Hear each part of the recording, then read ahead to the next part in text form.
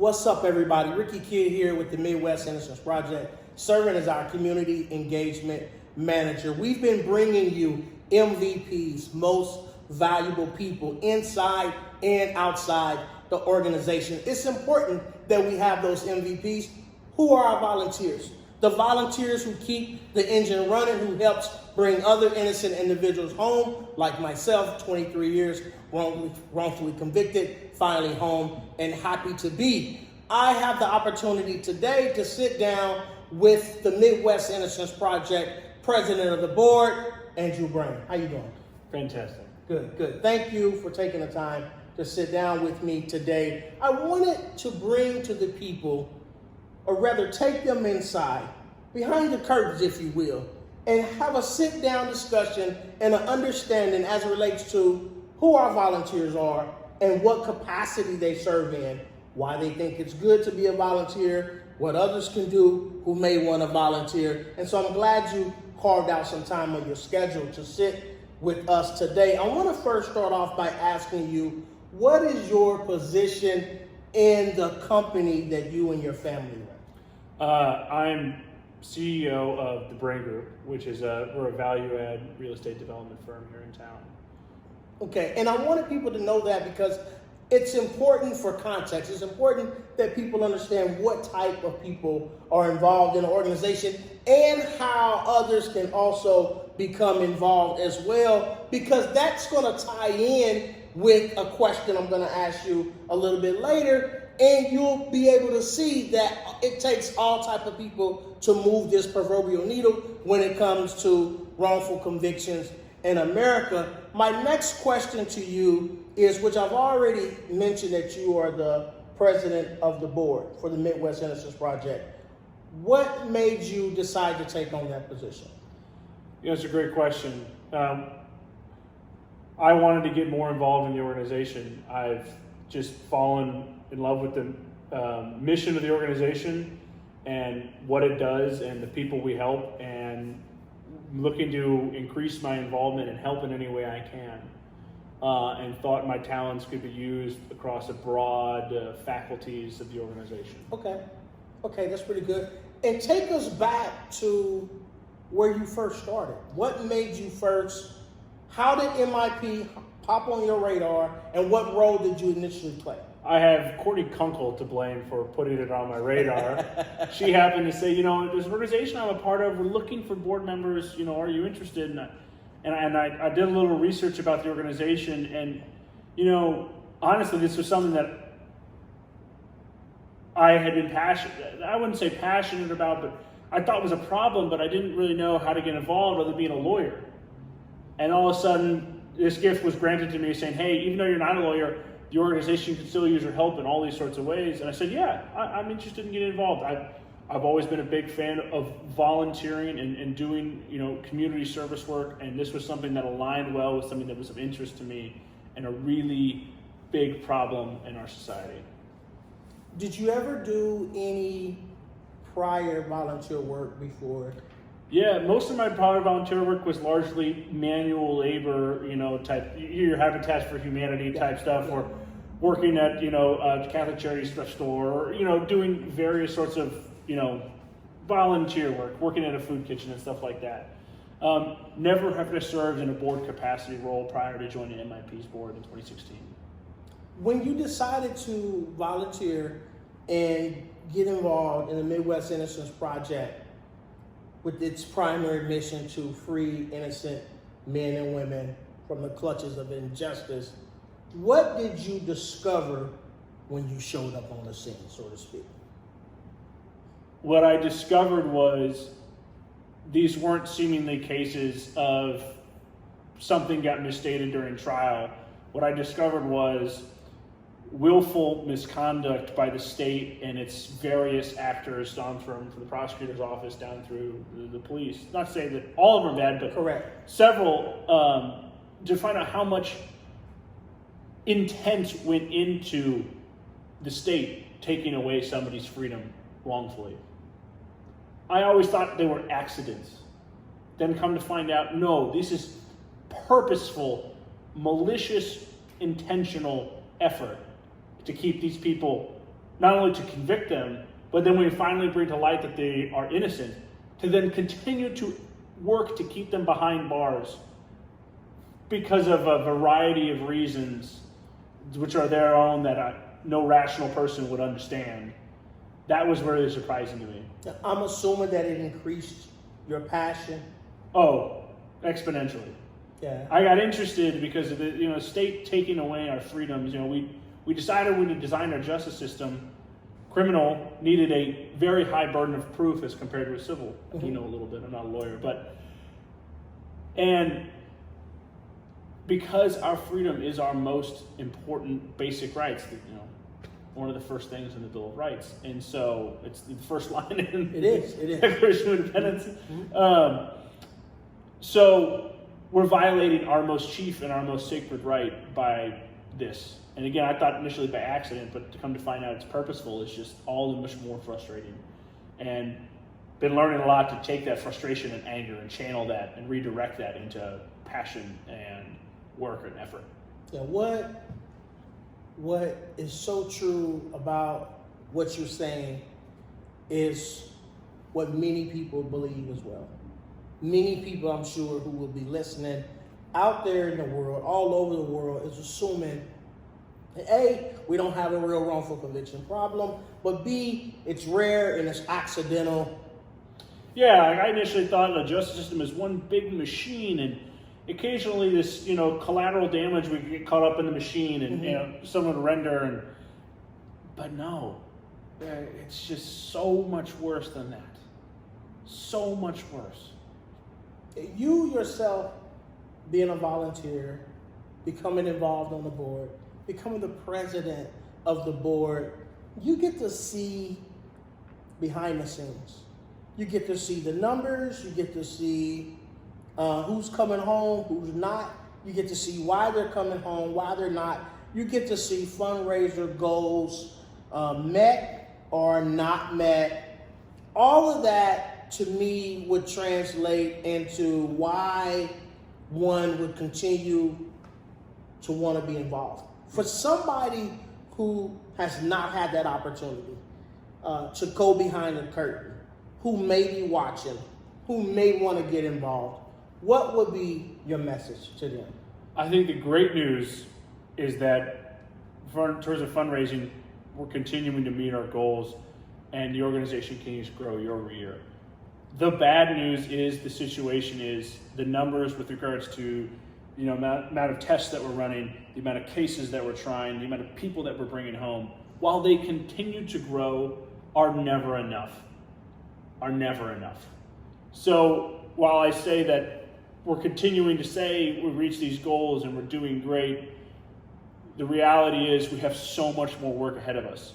So your help is needed direly in order to continue to meet our goal, our inevitable goal, which is bringing every innocent person home. Yeah, absolutely. I 100% agree with that, Andrew. I came home 22 months ago here in tomorrow. It'll be 22 months that I came home. In August, it'll be my 2-year anniversary of being home. And I feel the same way that you feel. I wanted to roll up my sleeves and get involved and say, you know what, we have to do this together. We cannot stop until every innocent man and woman, I've been found saying that same phrase, every man and woman needs to come home, and then we can go home. Put us out of a job, so to speak. 100%. Put us out of a job. And so I want to encourage individuals who may be watching that if you are thinking about becoming a volunteer, if you've seen enough of innocence across your news screen or your television screen, rather, coming across the news, you have an opportunity to get involved. You can get involved here at the Midwest Innocence Project. You can go to www.themip.org, search, learn, and then click Get Involved. We'll be more than happy to have you on board as a volunteer, as a case screener. We need case screeners. Or if you don't have the time to volunteer, you can always donate and contribute in a monetary way. That, as Andrew said, it is needed because we have to bring more and more innocent individuals home. That number is 100,000, over 100,000. 5% of the U.S. prison population is believed to be wrongfully convicted. And we have only brought 2,700, almost 2,800 individuals home over the last 31 years. It's been a slow process, and a part of that slow process, I would strongly surmise, is because we need more volunteers and we need more donors as yourself. For those who may be watching, you've been doing this for how long now? 2016. 2016 since I've been doing it. Oh wow, okay. And what has been the most rewarding part of it? Honestly, meeting our clients. Meeting you, meeting Faye. I know I met Floyd a little bit, don't know him well, and Ryan Ferguson and a couple others. Meeting our clients, talking to them has been absolutely the most rewarding part of this job, or part of this endeavor. Okay, yeah, I would agree.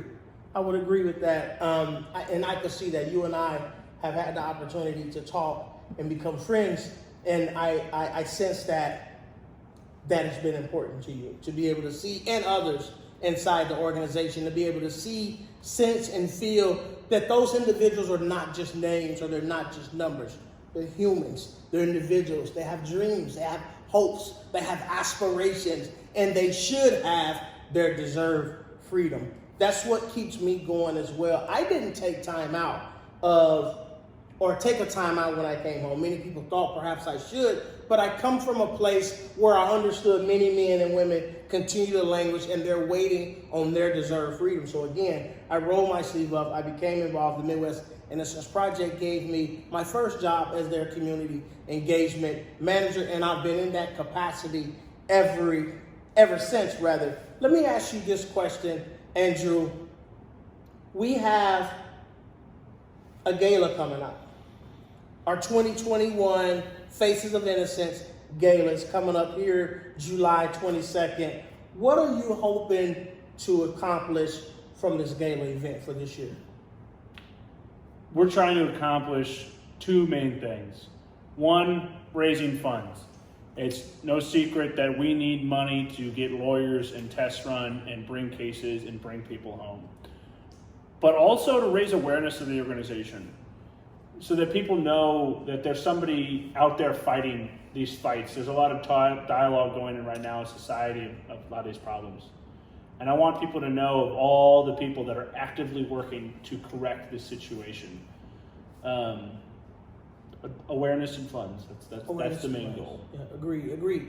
That gala event, Faces of Innocence, is July 22nd. You have an opportunity right now to go to the MIP.org. That information will meet you as you land on the front page. You can learn more about the gala event. You can register to get involved. You can sponsor and get involved. And there's a golden ticket opportunity for individuals to go out there and buy a golden ticket. I believe it's $400. And then you get to a chance to win a getaway, a real nice getaway. Those getaways. My wife and I won the getaway and won it at Face Events and went on a honeymoon with it, and it was absolutely fantastic, a real special moment. So I highly recommend the golden ticket. It is a lot of fun. Yeah, and it's affordable. It's $100. It's because tables and sponsorship packets can be quite expensive, and the thousands of dollars, and everyday individuals may say, hey, I don't have that much,